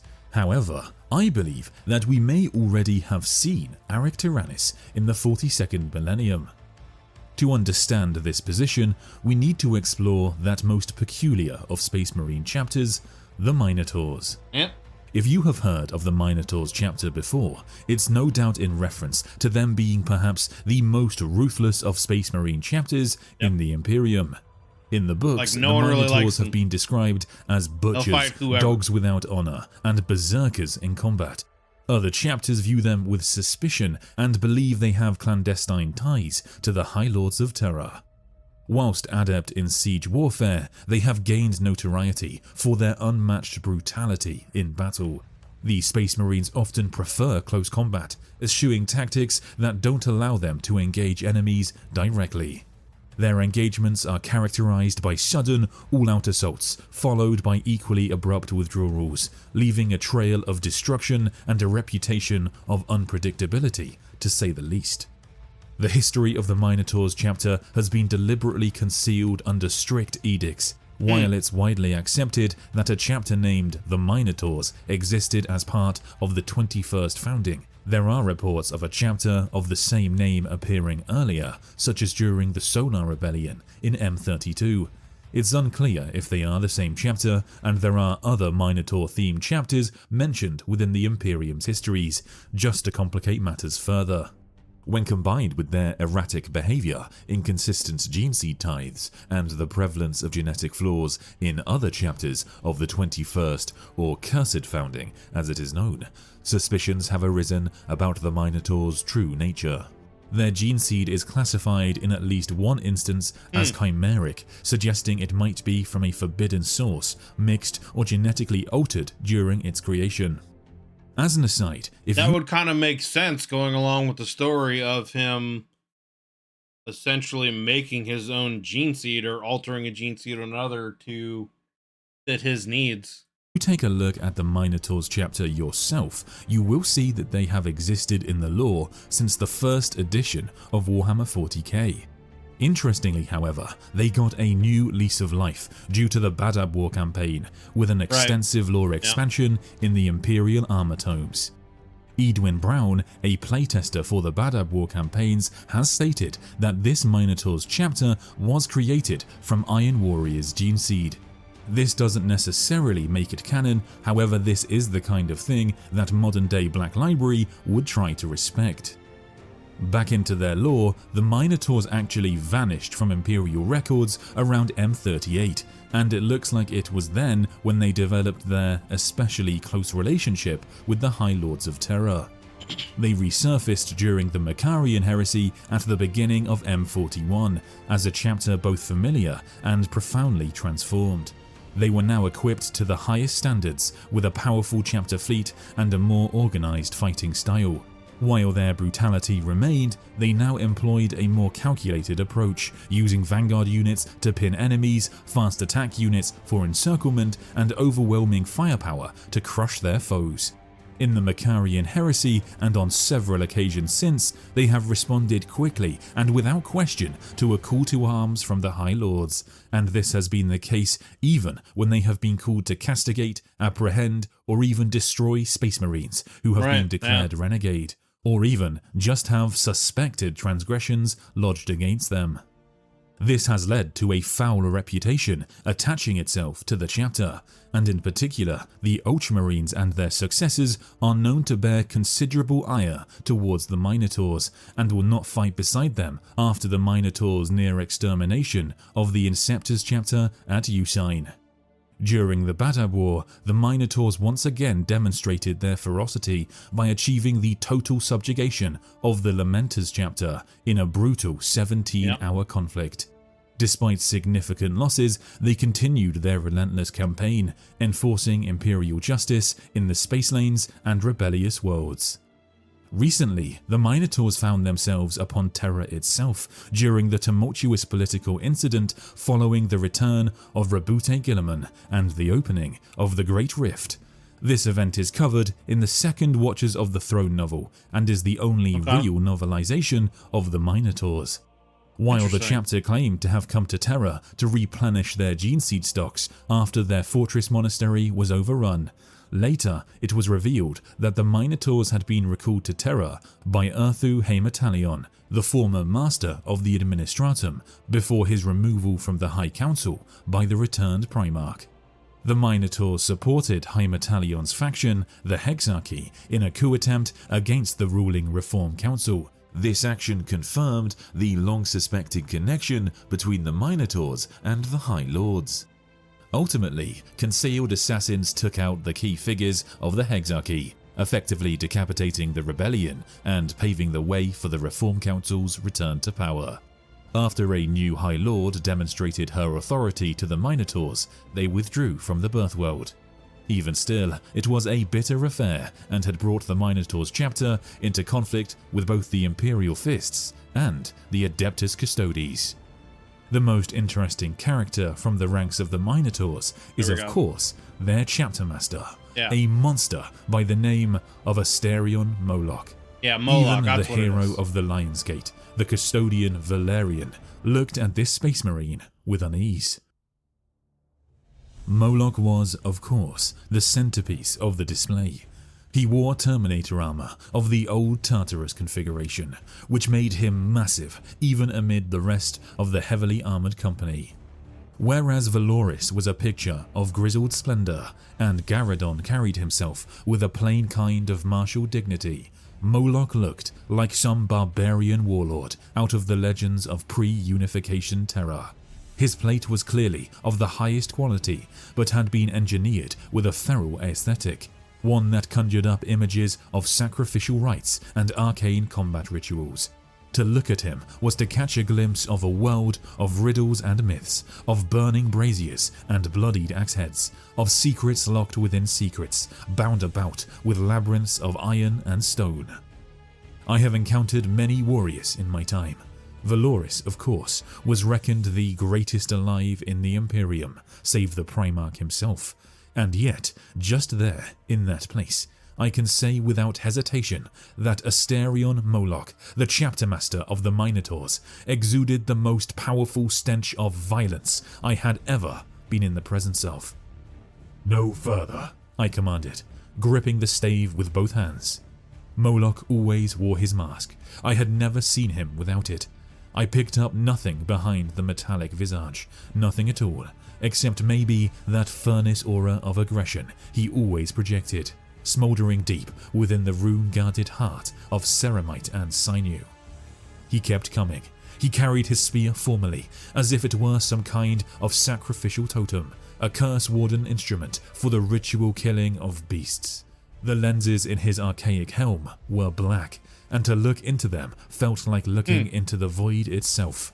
There was a swagger in his every movement, a rolling, baleful demonstration of pure contempt. no further, I warned again, tensing to strike. The moment he took a step onto the podium stairs, I would move. To this day, I do not know what would have happened if he had done so. I suffer neither from doubt nor from pride, and so can only speculate from the evidence I had before me. Perhaps I would have found a way. I had felled some of the greatest warriors of the enemy in my time, including many who most certainly had possessed the power to best me. But with Moloch, I cannot be sure. That's just dope, man. That's just a dope story, you know? Like, and it honestly kind of makes me a little bit more of a Minotaurs fanboy after that. Like the idea that Moloch could actually just be another name for you know, the Thunder Warrior. I'm bad with names, man. You know, the guy that held the banner at the Unification War's End. I'll remember it at some point, but I have to hear a name a bunch of times before it actually like really sticks. But yeah, I mean, the idea that he, it kind of makes sense, right? With a lot of the stories with the their gene, the Minotaur's gene seed being like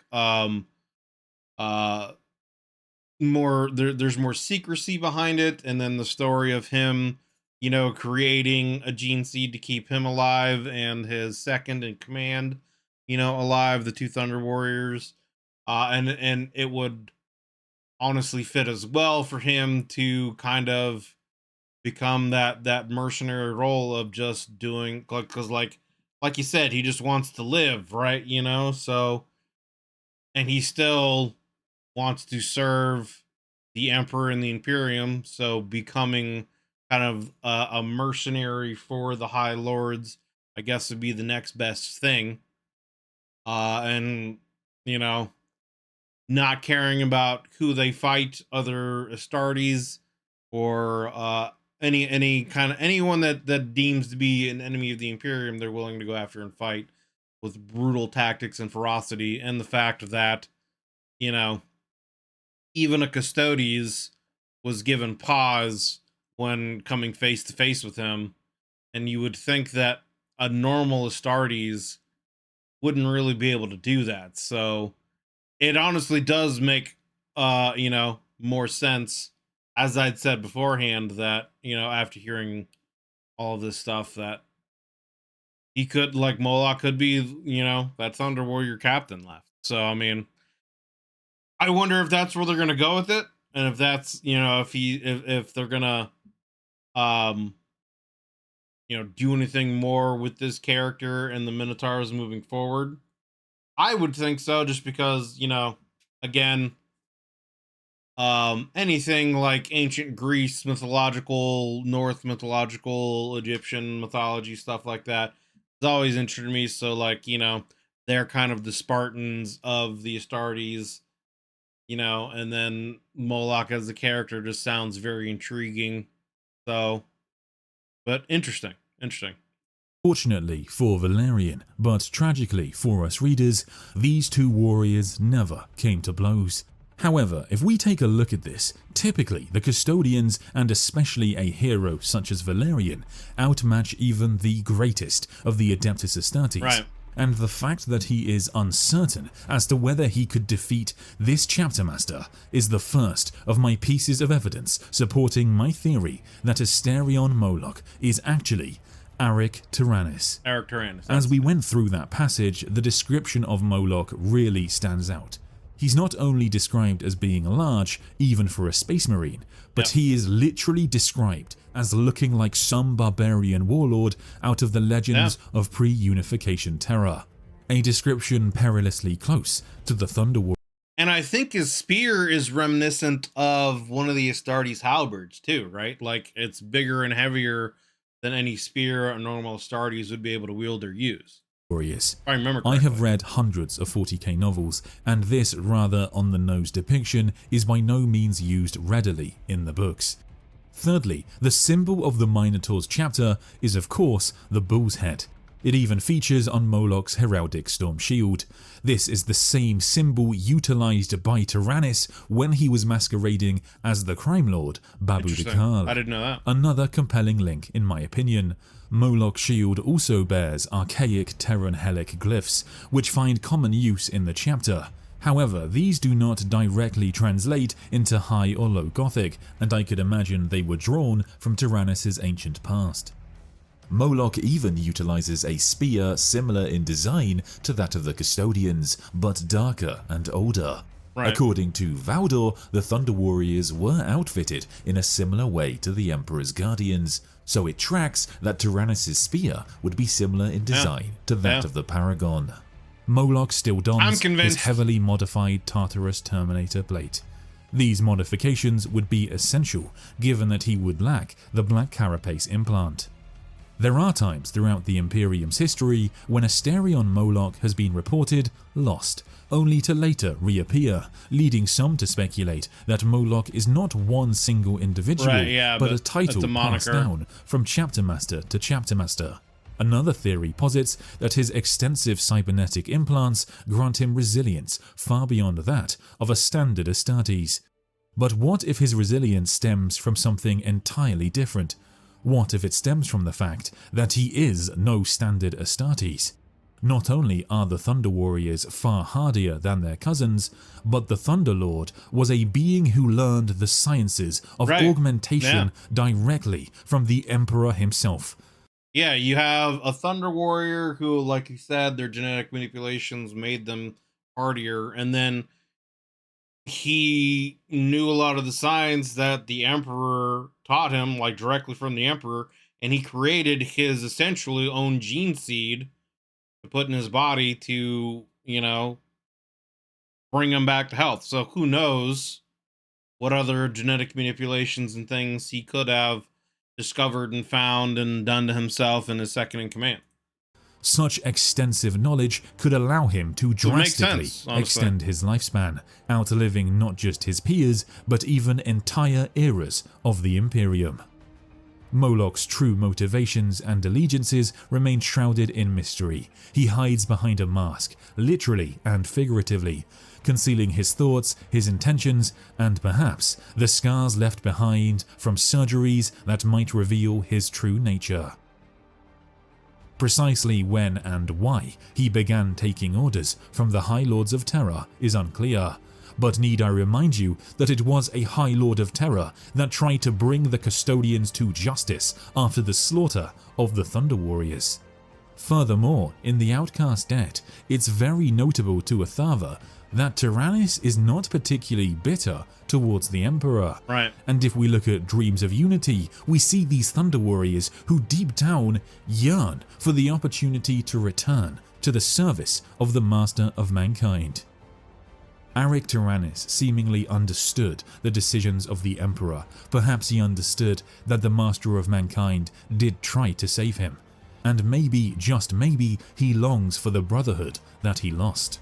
Could it be the case that Asterion Moloch has commanded the Minotaur's chapter for thousands of years, operating in secret under the watchful eye of the High Lords? It's plausible to me that the High Lords have worked tirelessly to conceal both the true nature of the chapter and their involvement in conflicts across the millennia. Yeah, I mean, you could easily see a deal being made where Moloch, Tyrannus, whatever you want to call him, made a deal with a High Lord or the High Lords potentially to be like, okay, I will work for you. I'll be your personal mercenary and go, do your bidding, etc. And we'll have my legion, fall under your command, etc. In return, you got to keep us outfitted with the highest and best stuff, and you gotta, obviously keep my origins and everything a secret, which they would have the power to do and redact and yada yada. Um, and then obviously, any kind of gene seeds or any kind of genetic stuff you would need to keep himself alive or whatever he would get access to. So, I mean, it makes sense. Honestly, it makes sense. If a Thunder Warrior were to serve the Imperium, what role could be more fitting than hunting down and destroying Space Marine chapters, the very warriors who were created to replace him and his brothers? Moloch openly challenges and mocks other captains and chapter masters, even going so far as to disrespect Rabute Gilliman himself. This defiance could be a reflection of Tyrannus' contempt for the Space Marines, an echo of the fate of the Thunder Legions. I believe Asterion Moloch is none other than Aric Tyrannus, the Lightning Bearer, a missing piece. I mean, before he even got on this, tangent to bringing up this evidence, I had already kind of thought about that it would make sense for him to potentially become that. And as he's brought up, this evidence, because obviously he knows a lot more about the 40K universe, and he's more knowledge in it than I am, with all the novels he's read and all the references he has. To me, it makes more sense. I'm not saying 100% that it's fact, but it very well could be true. And it makes sense that, Tyrannus could be Moloch. It could just be a moniker situation that's been passed down, but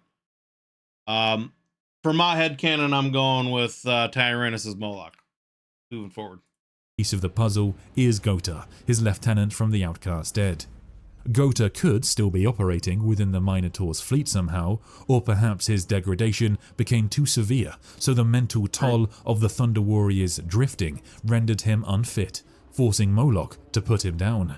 But I'd love to see Gota also endure to this day, serving as a captain or commander within the chapter. My personal theory is that Gota will not survive very long into the Siege of Terra, but Arcturanis will persevere and will fall into the service of the High Lords of Terra for thousands of years, right up to the point that the original Minotaurs chapter is destroyed, at which point they will be replaced with Iron Warrior's Gene Seed and with Arcturanis, now Asterion Moloch, at the helm. As I was about to post this video, there was an interesting development around Arcturanis. Games Workshop announced the 65th and final book for the Horus Heresy series, Era of Ruin. I think this book is quite likely to contain a story about Arcturanis, given that Graham McNeil, the author of The Outcast Dead, has said before that we will see the Thunderlord again in the lore. Oh, interesting. Nevertheless, whether he appears in this book or another book, I will be sure to update you in the future. This is a longer video, but we're finishing up The here. story of the Thunder Warriors is, in my opinion, one of the most tragic chapters in Warhammer 40K lore. Their tale is often wielded as evidence against the Emperor of Mankind, used to paint him as utterly devoid of whatever humanity he once possessed. During the Siege of Terra in the Solar War, the traitors utilized a comet that had served as a shrine to the soldiers of Unity, an eternal symbol in the sky dedicated to the concept of serving the Imperium. Is this the zenith of the Emperor's manipulation? The entire comet had been hollowed out 2 centuries earlier, transformed into a resting place for the bones of the greatest heroes from the War of Unification and the Great Crusade. The skull of Scand, the first Thunderlord to fall in battle, had been laid alongside those of Maxilla, Bacaria Vu, and thousands more. This shrine had stood as a testament to unity and heroism, guarded by the word-bearers long before they had taken that name.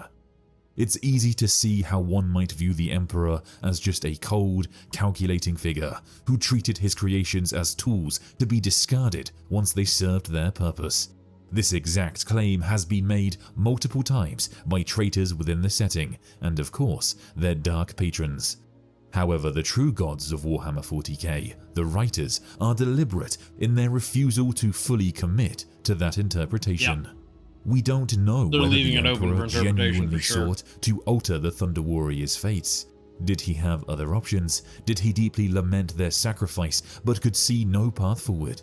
This ambiguity is essential to understanding the Emperor's character. To me, this shrine within the comet doesn't feel like cynical manipulation. It feels like a heartfelt acknowledgement of their contribution, a memorial to the warriors who unified Terra and paved the way for the Imperium. There is a close relationship implied between Arcturanis and the Master of Mankind, and I'd like to think that the Emperor knew the Thunderlord had survived the Khal, but he could never bring himself to order that last execution.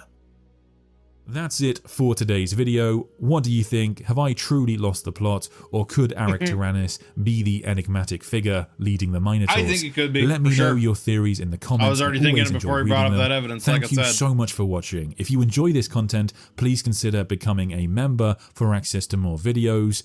Don't forget to like and subscribe, and I'll see you next time. All right, there we go. There we go, my dudes. That was Before the Space Marines Rise and Fall of the Thunder Warriors by the Sandman of Terra. Links will be down below in the description, as always, to the original video without my commentary and reaction, and to Sandman of Terra's channel. So if you enjoyed this video as we went through it, please be sure to go over there and give it a like. It's definitely a good one.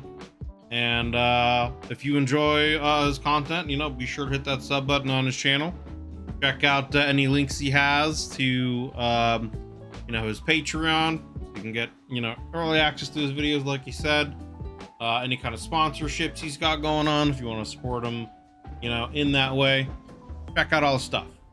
But as I've stated, numerous times, the Unification Wars era is one that fascinates me. It's one that I would like to learn more about.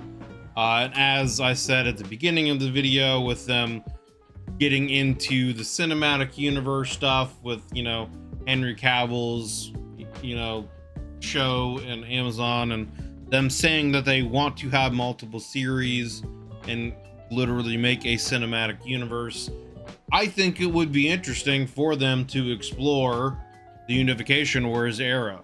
You know, again, there hasn't been, to my knowledge, a ton of books going into that specific time with a lot of like detail on the various battles and characters and heroes, other than some of the heroes like they were talking about here with Eric Tyrannus and some of the other Primarchs, leaders of the Thunder Warriors, etc.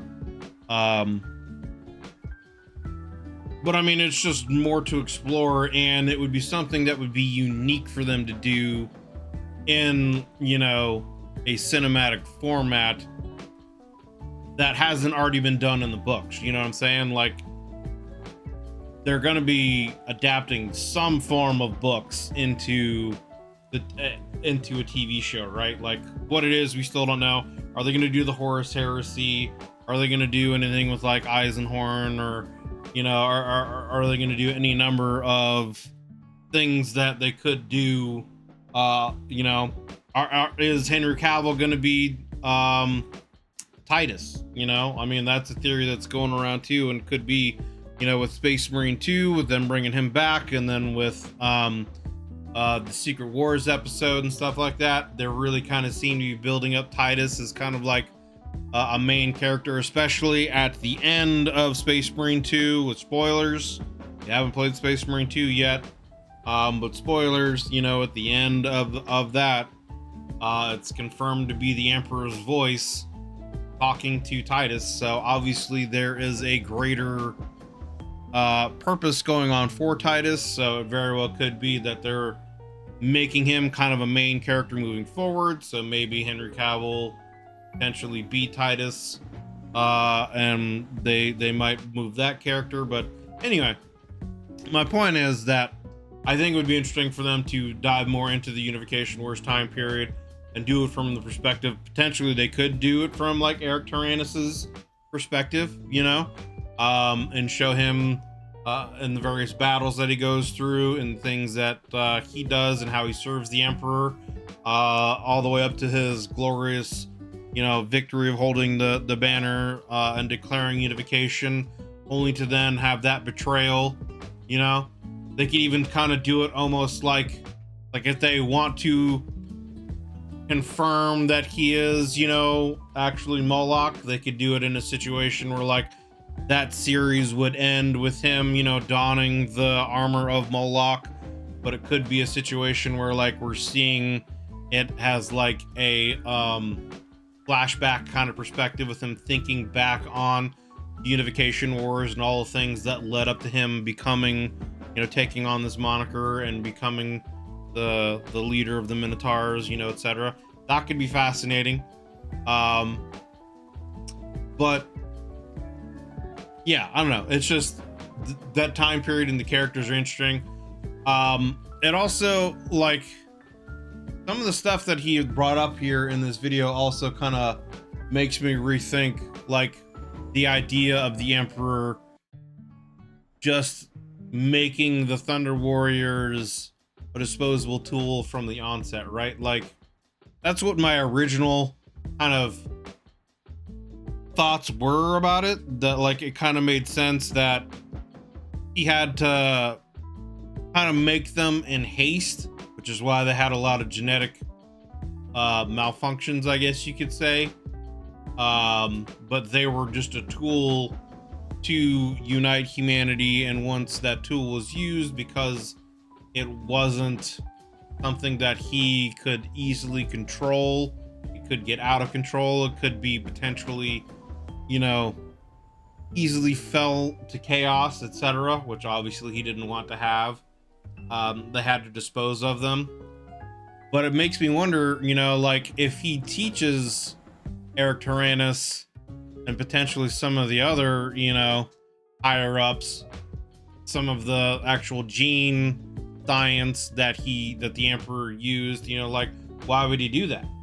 You know what I'm saying? Like, why would he share, unless it's just like to keep the guise of him caring for them and wanting them to stay loyal, you know? Other than that, why would you do that? Why would you spend the time with them to get to know them, to teach them things, etc., if you're only going to dispose of them in the future? You know, it could have just been another part of the deception, but it makes me rethink that he had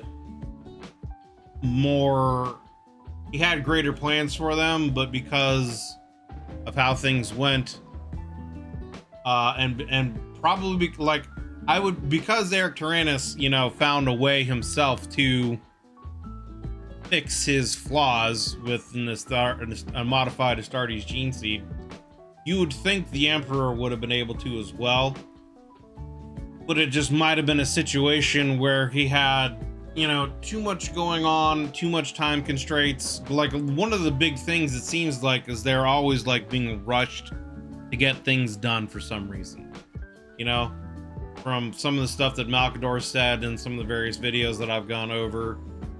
They were just always rushed. They didn't have enough time. They had to keep pushing things. You know, that's why the Emperor went back to Earth to start the Webway project instead of just finishing the Great Crusade himself, etc. So it just might have been a situation where he could have figured it out, but didn't have enough time to do it, and it was just quicker and easier to dispose of them and make the Astartes a new version that was safer, more easy to control, maybe not quite as potent or powerful or hardy, but good enough, etc. You know, maybe that was just the case, but yeah, great video. Like I said, I love getting into more stuff with the Thunder Warriors and learning about that time period with the Unification Wars, and I'm leaning more towards thinking that, yeah, Eric Tyrannus is Moloch, you know. It only kind of, I was thinking about that more towards the end of the video before he even started getting into the Minotaurs, but then once he himself started talking about the Minotaurs and the fact that their gene seed is kind of redacted and chimeric and, you know, potentially would be considered a heresy, and the fact that so much surrounding Minotaurs and Moloch are kind of, you know, secretive, it only kind of just makes sense. And then, of course, the confrontation between him and the Custodes not being sure if he'd beat him. You know, like, I don't know of any other Astartes that Custodes would have been, like, taken aback by, you know, like that. So it kind of, I'm more convinced of it, but what do you guys think? You know, let me know down in the comments. But great video again by the Sandman of Terra, Before the Space Marines, Rise and Fall of Thunder Warriors. If you guys have any other videos you want me to check out, if you know of any other videos on the Thunder Warriors or anything like that, you know, feel free to let me know in the comments. Feel free to link them in the comments, etc. But yeah, thanks for watching, guys. Yeah, if you'd like to join us when I do these reactions live, as I'm doing now with my YouTube members, there is a join button underneath the video, as well as a link in the description to the YouTube membership benefits and tiers that I offer. You can get early access to videos for any kind of reaction requests. If you are a member and you want to make sure you're getting all of your benefits, be sure to link your YouTube account with your Discord account, so you can get access to sub-only channels, members-only channels, whatever, and to know when I'm going to be going live and what videos we're going to be covering, etc. And that's the best place for you to post any kind of reaction requests you want me to do. But yeah, thank you guys for watching. If you enjoyed this video of mine, be sure or consider, you know, giving it a like and a subs. It helps me and the channel grow. And yeah, thanks for watching. Hope you're all having yourselves a wonderful day. We'll see you on the next one.